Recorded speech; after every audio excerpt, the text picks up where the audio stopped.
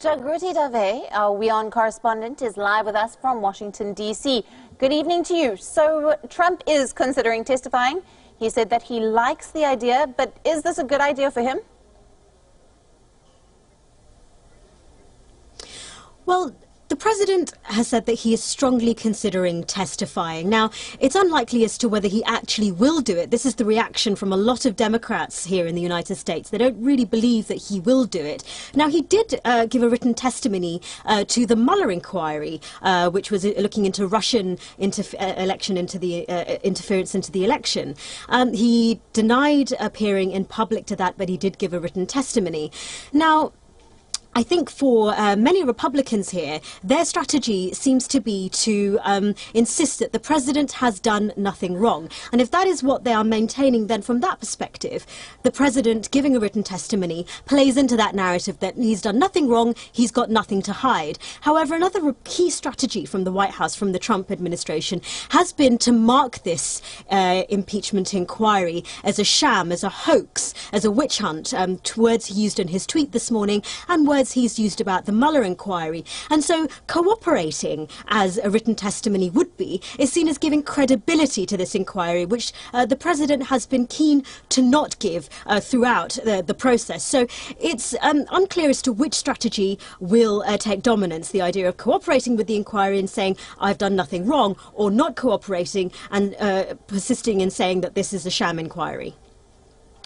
All right, we've already heard some quite explosive testimony last week. Take us through where it stands now. So this week we're going to hear 8 current and former officials testifying into the impeachment inquiry. Last week, 3 State Department officials gave their testimony.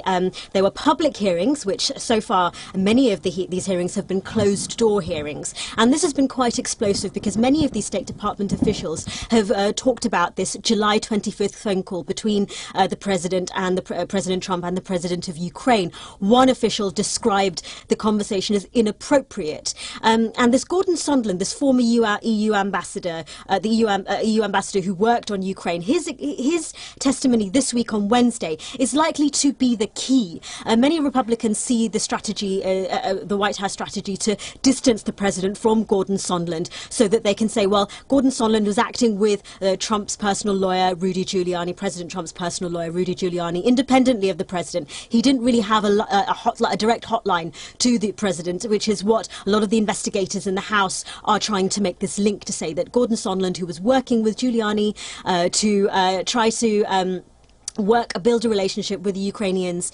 to investigate the Bidens.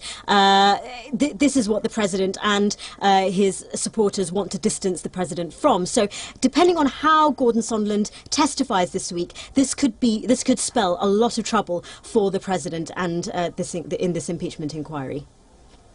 Jagruti Dave, our WION Correspondent, thank you very much for that report, joining us live from Washington, D.C. on the latest on the Trump impeachment case.